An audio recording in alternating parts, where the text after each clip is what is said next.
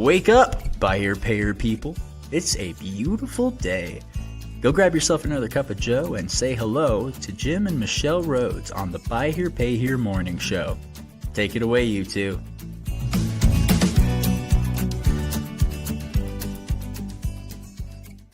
Happy Wednesday, folks. Good morning. Welcome. Good morning. We have a little bit of a delayed start. Seems to be happening lately, but life's been a little weird on our end, to say the least. So we've got we're happy to be here. We've got some news to talk about from the world of Buy Here, Pay Here, and of course on a White Hat Wednesday, we really want to talk about that in a white hat manner. I know that we also, announcement wise, we had talked about that we were going to be at Mid-Atlantic.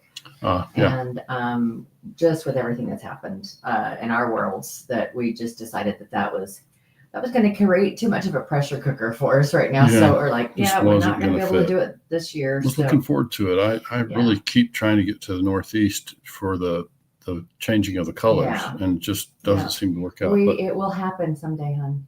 I have to make it happen. Well, yes. Yeah. But it will happen someday. It will happen someday. Okay, good. Yeah. Good. I look forward to that. So I think that's disappointing. Obviously, we were looking forward to spending some time with Tommy and that whole crew up there. Yeah. But that's news. And then on our V8 side, we've got our calendar completely set for September and October. For those listening, it's not too late to get in a V8 dealer group. And I think some of the conversations that we're going to talk about today, Michelle, are good examples of what people gain from being inside a peer group where they can see some other stuff. And by the way, I've already established that Friday we will bring the data from August for repos, because repos are the big topic in the success group. A lot of people are experiencing spikes in repos and charge-offs, and so not everybody. So I think what we want to do is let's talk some real numbers on Friday. Why those that are not having the same issue? What is it that is different? Yeah, I've got some stuff, and we can go through the thread to the extent that I didn't prepare to show it on the screen, but I do want to go through. There's a thread in the BHPH success group that was started by a dealer that we know in Illinois, and there's a lot of comments there from both professionals and dealers, and so I think it's real from the street.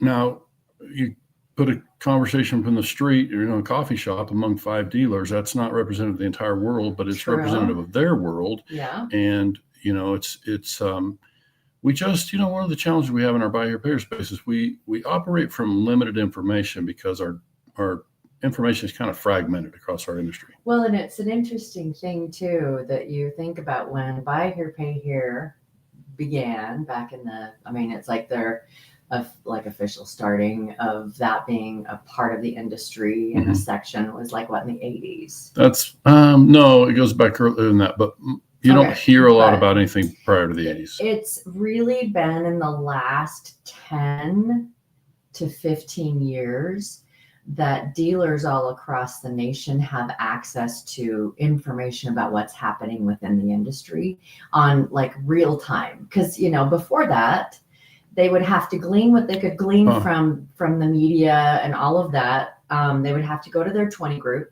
to be able to have a conversation. They would have to get the national publications to be able to have the conversation. They would have to make a phone call and do something with their state to have the conversation. Sure.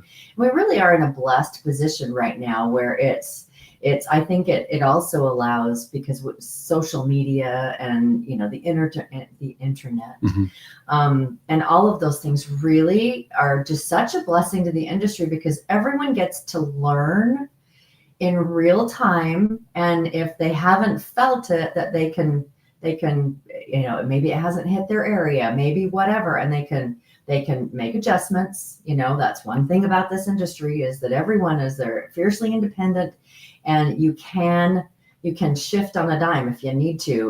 A lot of them, depending on where their debt is lying, and all of that kind of stuff. But it's just it's so interesting to me is we watch the different things, CFPB, the stuff that's happening with Tricolor, how we just really are in such a different paradigm than dealers were 10 years ago. Yeah. And what a blessing that is. And I want to, before we really get started, I was looking through social media, because you're talking about us, a conversation and success. And someone posted a thing around dealer 20 groups and all of the benefits around dealer 20 groups. And I'm like, yes, yes, yes, yes, yes.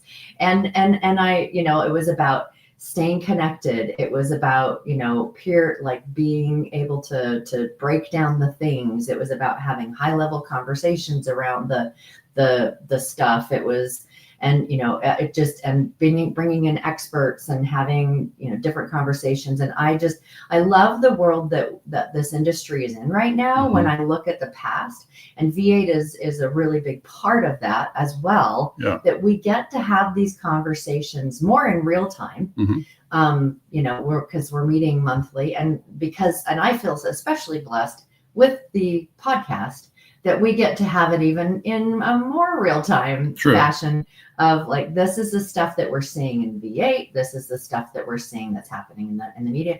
So I just wanted to just like express to everybody that's out there listening about how blessed we are today, even compared to when the 28 collapse or 08 collapse happened, because people are able to really just get educated in real time. You don't have to go to a conference. You don't, and because of social media, that you can just tap in, kind of see what's happening, what the conversations are, and then get yourself involved in a dealer 20 group or V8 or something, so that you really can just have like really deep conversations around it. I've been waiting to share that you're not wrong. That whole thing is a blessing. It's also a curse in that all those platforms out there where people are chatting and having these short conversations, some of the information that's being shared is incomplete. Some of it is not right for somebody else's business model. Yeah. And so it's true. Like, you just got to be careful to measure. So I think this is why we like our V8 platform. Is, we like a peer group situation where you can get in and learn from other dealers and hear what they're doing. There were some comments in there, even from experts, or people that are, known specialists in our field. And they expressed some stuff that 2 years ago, I might have said the same thing. And now, with the benefit of being inside the V8 system and seeing data from other dealers who have, you can't argue with their success. Like, there's different measurements of success, but this is why Brent Carmichael, love the guy and have so much respect for Brent at NIEDA now. He's been on our podcast in the past, and when I would use the word performance or success, like, by what measuring stick? Yeah. And so this is where you got to be careful. This is why, everybody likes to share their thoughts about, what they like about their model or their approach. And it's just not always right for everybody. So it's just very heard. Right. Heard, absolutely heard. So it's a double-edged sword. Yeah. And it's probably a good idea to consider those that are making comments. Right. And George spat. I'm glad you added that, Jim. Everyone appears to be an expert on social media. Amen. Thank you, George. Right. I appreciate that. Well, and they like most of us like our own ideas and our own strategies, right? And so I think this is now I think what we're seeing is, and this one thread alone, you didn't see it, or unless you saw it earlier, we didn't talk about it this morning, but there is a thread where a dealer basically said, man, repos are through the roof right now. And so, the reaction from, and we'll find it, I'll read a few that, kind of talk about that. But I think that's kind of an ongoing conversation that we can continue. And I think we can dig into that one a little bit more on Friday when we can bring back some real data, because I think when you can pull together at least a pool of data that is across multiple states and multiple portfolio sizes, and look at some real, then you how many have dealers are up, how something many are down. that's less anecdotal. Yeah, and we get to start to say, well, is it the industry or is it me? Is it my practices, my my model? Like, let's start to figure it out, because some dealers are still having success. Yeah, and we've seen dealers shift in and shift out of 20 groups and V8 groups, and it's because they're not able to accept it's me, or that they, that it's like my model is the correct one and everyone else should be doing it. And so part of the beauty of those kind of things is the idea, or keeping an open mind, and keeping being teachable. So that's exactly what I wondered, Jim. Okay, yeah. About what? I think he's just wondering about the how much of it's them, right? Yeah, probably. yeah. You can clarify, Vic, but it sounds like you're just responding to the idea that how much is it the dealer and how much is it the industry or the local market, whatever. So I find this part really fascinating, and again, we can dig into it more on Friday, because I think what is curious, we did a conversation through ChatGPT some weeks ago around this idea that what's really going on in the economy. Like, we know what the news stations try to feed us, or mainstream media, but like down here in the trenches, it looks like there's a problem. Right? I absolutely agree, and I've kind of gotten to be a little bit of a skeptic around what the media says frequently, where it's like, if there's a big story that everyone's talking about and it's just taking so much time in the media, then you need to look at the things that they're not talking about, because it's like it's like direct everyone's attention here or here, because there's other stuff that's going. That's a little bit jaded, but it's like, it seems like that's so. So maybe that's part of the reason why it hasn't been talked about, because there's other stuff, and it's this having this. Let's redirect where people are looking, so that they aren't afraid, or that they, for some reason, I think a lot of times. Bigger institutions, governments, i.e. banks, whatever, that they think that everyone is going to panic if they understood really what was going on. I follow that. Let's move over to this thing about Tricolor, because what was it? Was it America's Car Mart? No, what was it? Which one was it that just recently closed all? I don't even know the name. Let's not say. Okay, but I mean, it definitely wasn't America's Car Mart. It wasn't. So be careful about mentioning names yet. But the Tricolor is a well-known name in the industry. Yeah. It is. It's one that most people are familiar with as one of the big operators in the buy here, pay here space. They've been extremely successful. This is what's successful, Michelle? Okay, exactly, because it's like, when we from talk, a growth when standpoint, we talk to dealers, and it's like, I want to be able to do X, and it's like, why? Yeah. What will it bring you? And so it's like, depends on what they're throughout the show today, let's just be clear: we're not a news agency. We will talk about what we know. Okay. We can share a little bit about what we've heard, and we'll try to opinion agency. I suppose. And sometimes the opinion is like really backed with solid numbers. I'm going to give you real information about what I've heard from people who are in the know, but it doesn't mean that it's been confirmed in the way that news media would be required to confirm sources and all the stuff. So I've been out there looking for information. I swept again this morning to see if there's any hard news coming out about what I'm hearing people saying, including a news agency out of Houston. If you'll share on the screen there, I put up so they had 65 stores and $5 billion in loans. I don't know, George, the last number I heard out of that, it's been a while, it's been years. I heard that Tricolor at one point, again, anecdotal, that they had about 30,000 buy here, pay here accounts, and we're still growing. That was about the time they stepped into California, I think. They were heavily in Texas and California, maybe a few other states. But this article. Everyone probably was like, what are you talking about? George cited an article where he said that they had 65 stores and $8 billion. Gotcha. So what you can see on the screen for those who are seeing on video here, that this is from an actual news. It's a Spanish news station, correct? In Houston. And it says a well-known Hispanic used car dealership, which I want to come back to the thing about the fact that they call it a Hispanic used car dealership, but a Hispanic used car dealership chain is facing a dramatic banking intervention. 90% of their staff have been on temporary leave, and customers are uncertain about their credit and vehicles. So a lot of stuff in that short sentence. But the thing, can you leave it up for a second? I want to kind of break it down to different pieces of what's said. So banking intervention has not been confirmed.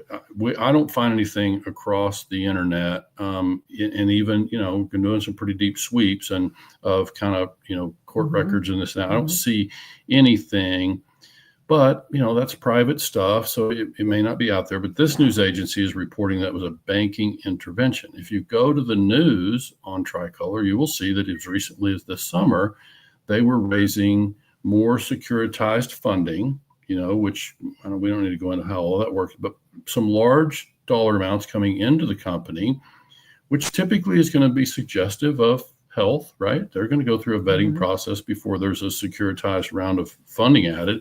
And so there would seem to suggest there are a couple of things going on here. What it also says that some of the other articles referred to over 1,000 layoffs. I think the question for me on this is when it says 90% of their staff has been on temporary leave. Is that 90% of their staff just in the Houston store? Is that across? See, we just need to be careful here. This is why, from a white hat standpoint, I think we want to be careful about spreading rumors. This is not, it doesn't serve anybody, right? To just, theorize and start sharing stuff that's not based on fact. And so I think but we want to learn from whatever's happened here, right? So we want to dig in, and I said in social media, and I'll say it again here. If anyone has credible information, has access to factual information that they can confirm about what's happened here, we want to be able to share that story. And I will put in a little note here that I did reach out to Daniel Chu, who is the founder, CEO of Tricolor. I'm connected to him on LinkedIn. We've had conversations in the past about him appearing on the podcast. And so I reached out to him, and I did not get a response. I think I reached out on Monday, and I don't really expect a response, because if in fact he's in this kind of thing, there's a lot going on. Probably. Well, but his attorneys may say no talking, right? So I think this is likely that we won't hear from Daniel directly, which means we're left at least in the current.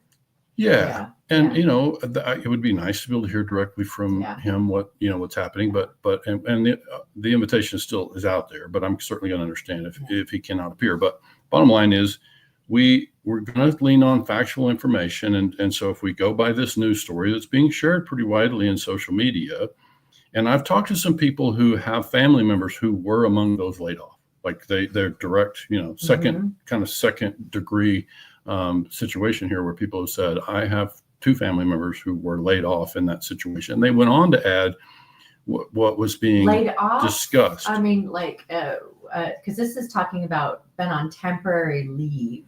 Don't know. I mean, is that the same thing? I don't know. Okay. Probably. I mean, a layoff typically would have an opportunity to come back. Otherwise, they would just be terminated, right? So they would be permanently. Well, it's usually layoffs are you get your pink slip and you're in a nebulous status until the business decides what they're going to do. And so I don't know. So let's not guess. Right. Let's just let's let the information flesh out, and we'll go with factual information. But I would just say that irrespective of what's going on there, there seems to be a pretty heavy shift. There have been some pretty serious actions taken. If in fact they closed 2 stores in Texas, at least, that seems to be in news reports that they've closed 2 stores. And I think you start to ask the question, what happened? They were grow, capitalize, funding. And I've shared this story before, but when I see this, keep in mind, I've been doing this since the late 90s, really 97 is when I got into the car business as a buy here, pay here manager. Okay. I was in the car business as a new car salesperson, sales manager before that. But my observation of the buy here, pay here space has been, we've seen ups and downs. I was a car dealer myself, a buy here, pay here dealer through the 2008 debacle, right? And so I know what that felt like and what the experience was and trying to capitalize and all the stuff in those days. I also remember what Ken Shilson shared with us years ago. Those of us who used to attend the NABD conferences or read Ken's articles, he would say that you want to go back and double your charge-offs. Look at what would happen to your business if your charge-off doubled. And we're hearing a lot of people on social media this morning in the BHPH Success Group, people are talking about my charge-offs are through the roof.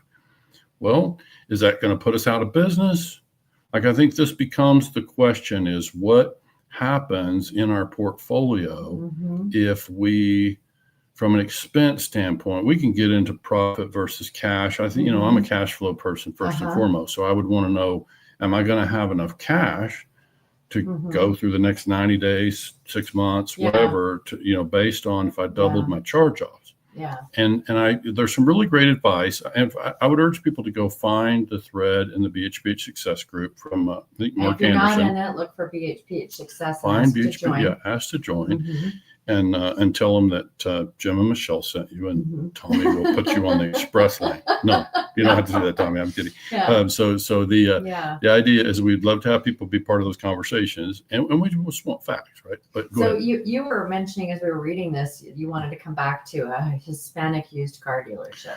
Yeah, this is not so much a buy here, pay here subject, but I think. Can we do that? Like when I hear that, I think, can you imagine what it would sound like on the news if they said this predominantly white, dealership group? I don't know. You start getting into reverse discrimination stuff that is fascinating to me. I just think it's not judging the thing, but it's just so interesting. It's a question. In the world that we live in and how. But I've seen Tricolor from the beginning, but to say they're Hispanic focused. Yeah.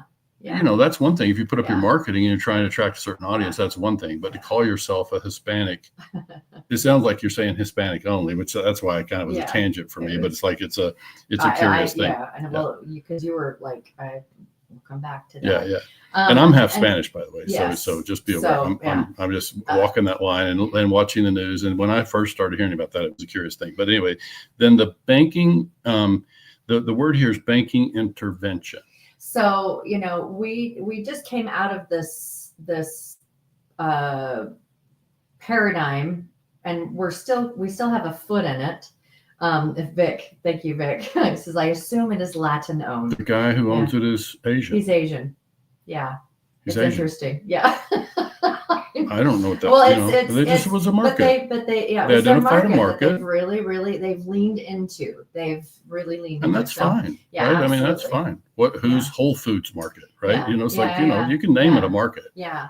So, we're coming off of this thing of the big bag boogeyman was the CFPB. And that's kind of like, for the moment, it's been shelved differently, and people are like, shoo, and every attorney out there is going to say don't shoo it right now. It's just not out there. This is not CFPB. This is banking, and we know, as we're talking to dealers and all of that there is also a constriction happening in banking, in the capital world of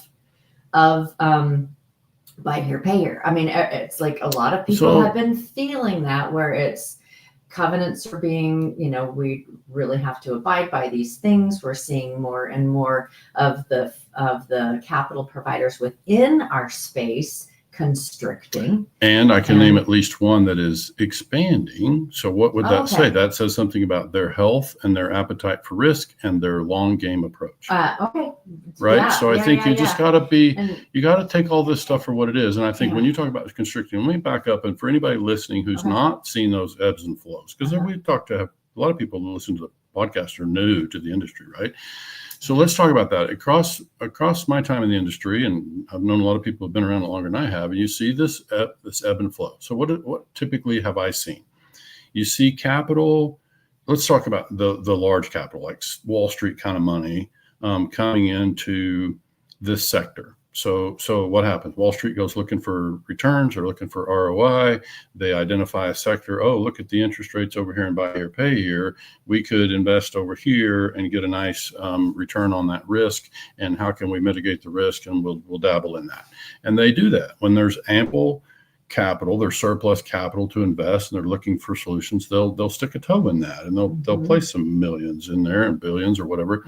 But when it's been my experience that this is really just a farm boy view. This is not an analyst, perspective. Well, it this is kind of an analyst farm. I mean, I view. live in numbers and analytics, but I'm not looking at data and this will be a conversation for Alan Keat on our Capital Watch, right? Mm-hmm. When we get that resurrected here, we need to get those conversations out to our audience.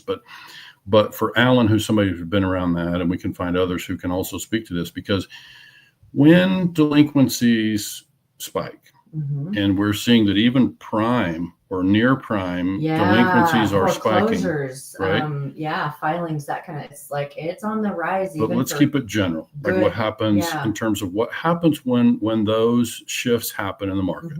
Delinquencies start to rise, charge-offs start to rise. Then what happens? Those people who were in the business of protecting their investors, their shareholders, they pull back. Yeah. They go find other places to put the money. And it's not that they're scared. They just stay fluid too. I mean, a lot of these investors, it's like they are watching the markets and they're ebbing and flowing in and out of different markets that are making them money. I could say that's out of some degree of fear. I mean, they're capitalizing on opportunities. And yes, and they're fearful of loss. And they yes, and they're like their clientele it's like they want to return. They want to return. And so there's a shift in like, where are we going to put the money? Where are we going to put the money? And Buy Here, Pay Here has had its ebbs and flows. Sure. And it does usually, it's like, because there was an ebb around 2008. So, back to what you were talking about in your time that you've been in here, you've seen them come in and you've seen them go out, the ebb and the flow, and it will happen again. And where we feel it will, and where we feel it is when a dealer's out there shopping for a line of credit. You're going to find that, even if the person they're sitting across from the desk from us likes us and likes our business, if the people behind them are scared of our segment, then it's going to be hard to get a line of credit. Or it's too risky because the economy is not strong. Right. Yeah. Right. So it's like, this is what happens is up the chain, the capital, and I've been in some meetings with some pretty big banks where they talk very specifically about the different silos of money where they dabble over here and they dabble over here, and they will kind of spread their portfolio, right? So that happens. But I'm just saying the appetite for this subprime segment comes and goes, right? And so this is a time where it seems to be retracting, to use the word constricting. And so I think it's important for us to recognize that seems to be the situation that we're in. There are some lenders that are actually stepping in, and some of the people in that same social media thread that I'm talking about referred to the opportunity that exists. There's opportunity as that happens and people constrict. And now you got somebody over here who's happy to provide money. Who would they be providing money to? If they're coming in at a time when there's a void, they would be able to cherry pick the deals. Oh, heck yeah. They would be able to identify those dealers who are healthy. So what's healthy look like, right? So, it's interesting to me when I think about like some of the conversations we've had over the last few years. The dealers that have been around for a long time, they know to play a long game for the most part. I mean, it's just as we see a lot of, it's like, it happens, it comes and goes, all of that. I mean, Tricolor, obviously they've been around for a long time, so this doesn't fit with them. But we've seen dealers, it's just like they recognize what's happening. I think it's the dealer. This is my hypothesis is that dealers that have watched this come and go have been seeing signs that this is going to happen. And they've been talking about it the last couple of years of like, are you paying down your debt? Are you, I like all of these things. It's like, I know that everything is high on the hog, everything, like go, grow, borrow. And there have been voices out there over the course of the last couple of years that are like, during the time of plenty, prepare for the next dip because it will happen. It just does. Yeah. And here are the things. Ken Schulson, if you can't survive a double of your charge-offs, then you need to do some restructuring, figuring out what's happening in your business so that, and like I've quoted Darla, and Darla is obviously quoting Ken Shilson of, this is kind of like a really easy, just a measuring stick. It's like temperature. Okay. Where are we at? Are we okay? But there are plenty of dealers that have been saying for the last couple of years, just it's be prepared that stuff's going to happen. And as we watch what was happening with COVID and we're watching all the things, it's like, it's great. And it may not be great soon. Yeah. So be prepared. I think, obviously with White Hat Way, we advocate for a long game. We talk about it all the time. We think it's important to have a long game approach, and we talk about this infinite mindset, that you want to bring to any business. And I think our buy here, pay here space is certainly one where you can expect ebbs and flows, and it's got its challenges. It's got risk, which means we can expect to see some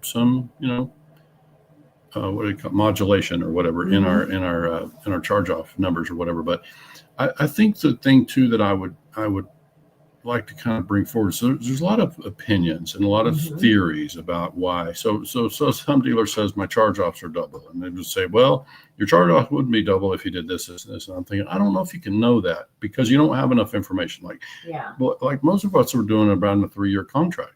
So we just need more information. I think I've been challenging our people everywhere across this podcast and social media. Let's move beyond opinions. Like that's the frustrating thing about those threads to me. Everybody's got an opinion. It's like they're not operating from a lot of facts. As we offer our opinion. Well, but it's like we're trying to base our things in fact, and we're trying to share what we've seen, right? And so this is a little different thing. I think we see that what people are, we need more information. When you say a dealer's experiencing a spike in charge-offs, well, are they charge-offs from the last 12 months? Are they charge-offs from prior to that? Did we change underwriting? I mean, there's a lot of variables to consider in determining why a dealer might be seeing an increase in repos and charge-offs. Yeah, and to kind of wind in and thread through this tapestry of buy here, pay here, the White Hat Way, is when times are harder for a business, when you have relationship equity with your consumer base and they know that they can trust you,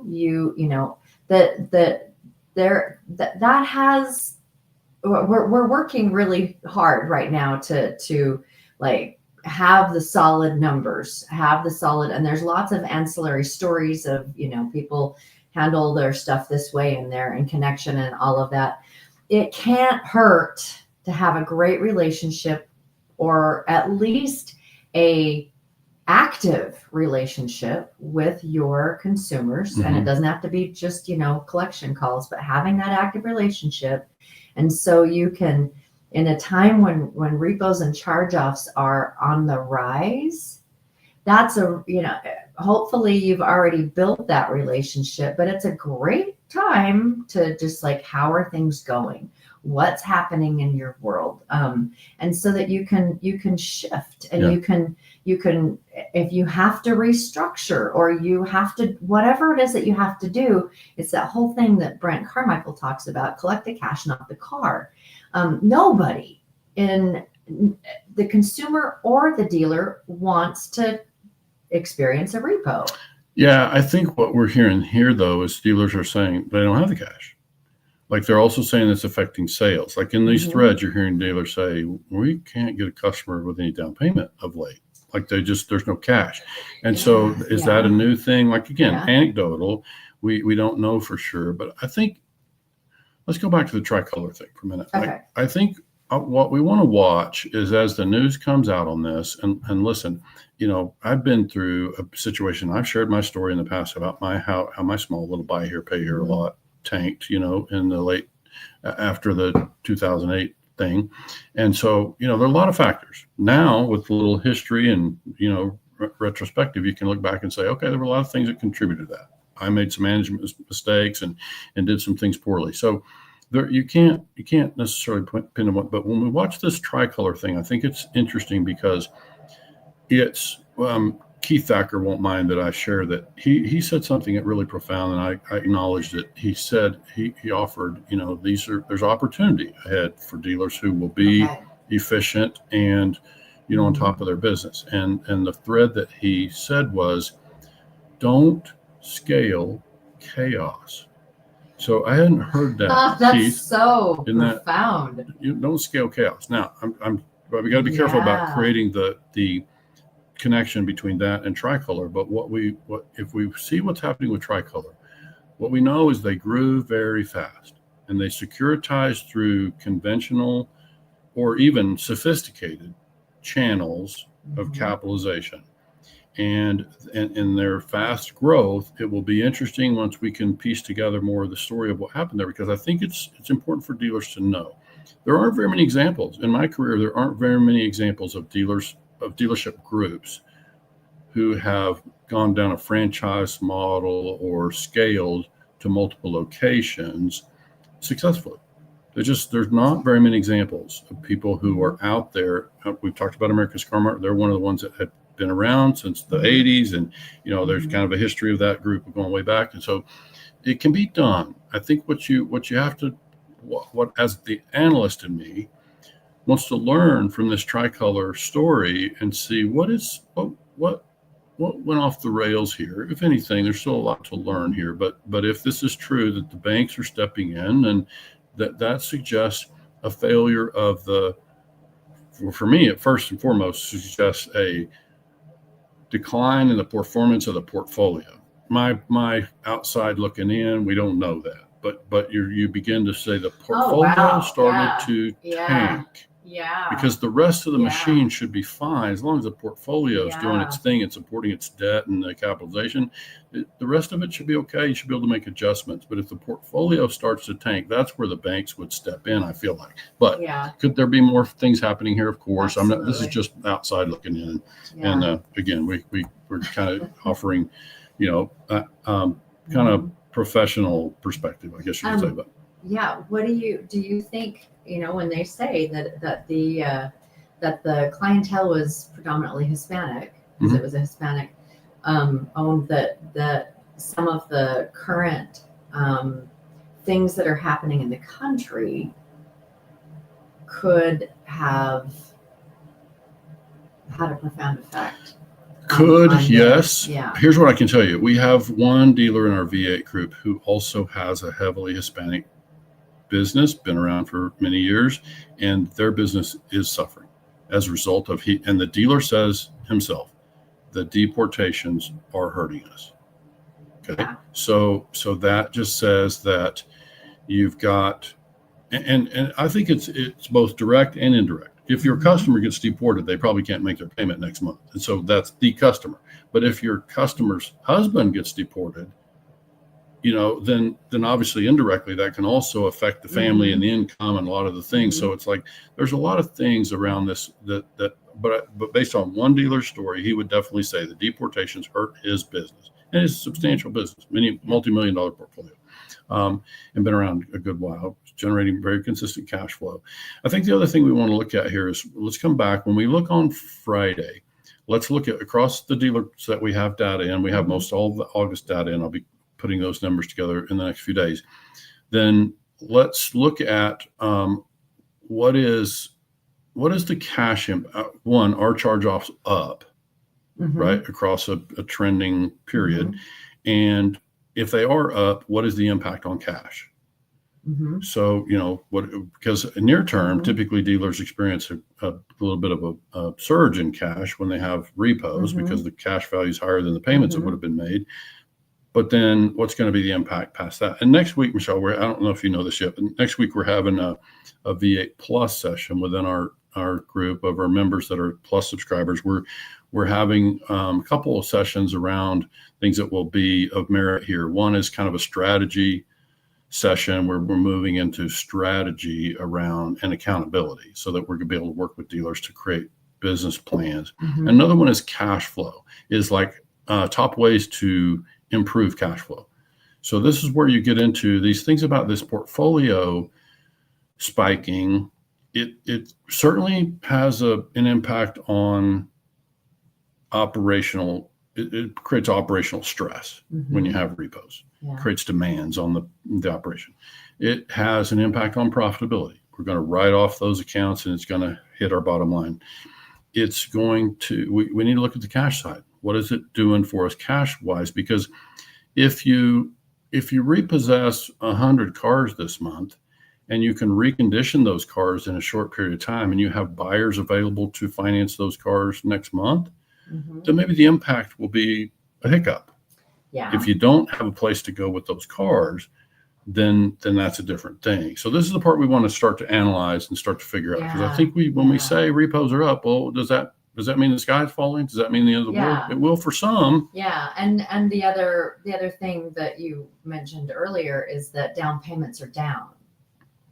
Down payments. One dealer said that. Yeah. Okay. So yeah. So that do you we have the data. So like what are the down payments right now? We can look at that. I think for this Friday, I'm going to focus on charge-offs. Okay. So we can come back and look at the sales side of things. But I think, for this week, I'm going to focus because on that down payment question. If you're repoing, reconditioning, and putting it on the lot, are you trying to do it from the same model? Or are you creating something that it's easier for what would normally be your customer base that can't do the down payment on the other things on your lot to be able to get into, so that you can keep the wheels churning without without like it's almost what I'm suggesting is having a secondary model in your business to handle. Let's just, try to figure out how we keep these things just moving instead of sending them to the auction lot if they're repo or if they're recondition worthy, that maybe you have another subset of cars that people that you're seeing that don't have the down payment and you're saying no to the nice prime stuff. It's like, hey, we can help you with this though. And I have dealers, Michelle, that have been in business a long time, been very successful, and they will say, I wouldn't change my cost of car in that scenario, because their model leans more on the success of the car than it does the success of the customer. So this is something that's different in my way of thinking than it was just a short time ago. So it's in other words, you could do that. So certainly as we break down next week with our V8 Plus members, what the cash ways to improve cash, you can certainly adjust cash flow near term by adjusting cost of car in your example to get to a down payment. And I was a proponent of that sort of thing for a very long time. My own dealership was a low ACV model, right? So I've been a proponent for that. It can work for some. It's just that when people see that what performs better longer term is this other model, then why would I choose to invest in a model that doesn't perform as well? So this is all part of what can be discussed. I think it's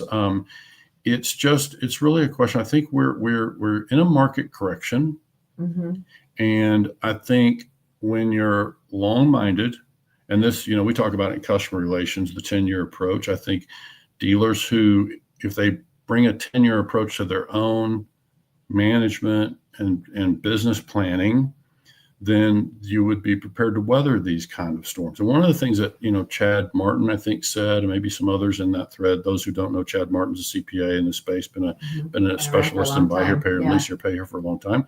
And he said, and I think this is always going to be part of my advice too, is check your overhead. Check your overhead. Because you can, that whole Ken Shilson thing about doubling your charge off, I think you're going to find, you go back and look at that, if your overhead's in check, you can probably weather a charge off spike. It's that's really a whole nother topic on that. And when things are fat,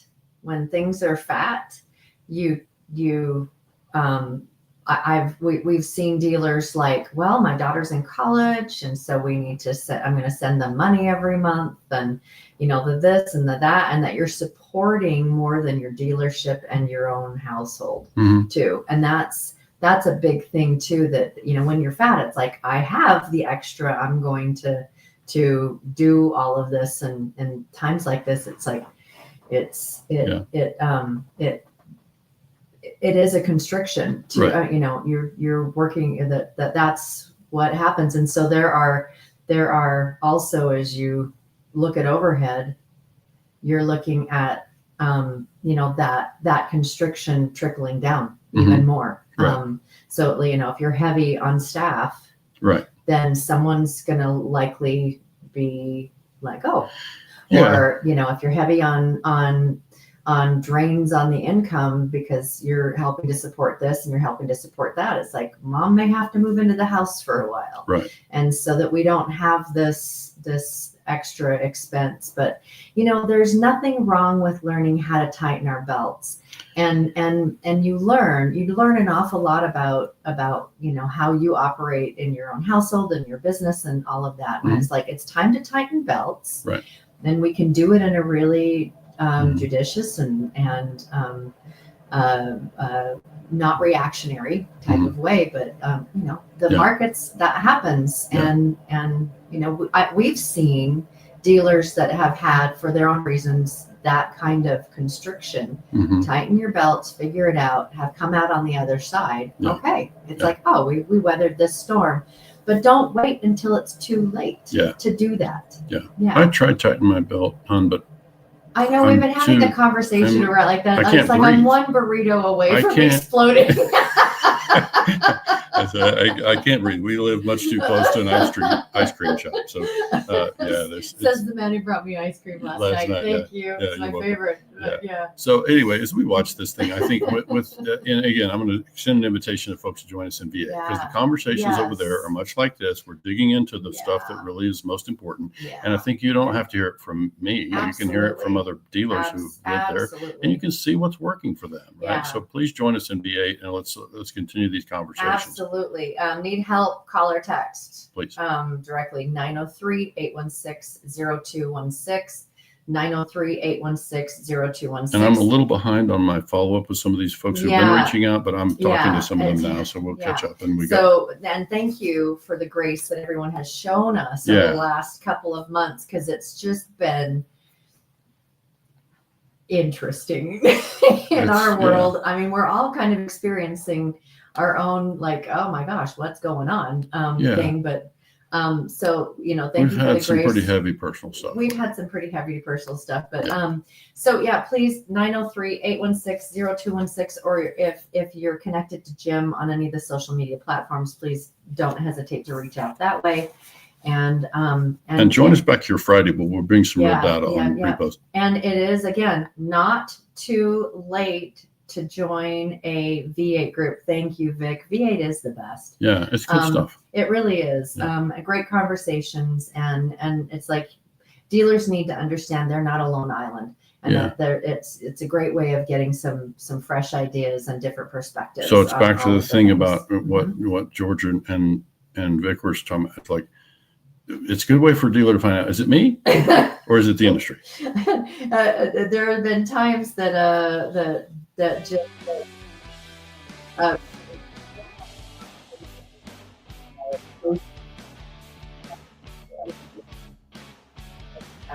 industry, we kind of have a finger on the pulse, but dealers, don't be so prideful that you can't accept the answer. It's you.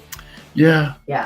There's more to talk about on that. There really is. All right, everybody. Thanks again so much for joining us. We really appreciate you taking your time out of your day. See you. And we will see you on Friday. We're going to be talking more about this whole conversation. And hope you guys have a great rest of your week. If you learned something more on Tricolor, let me know.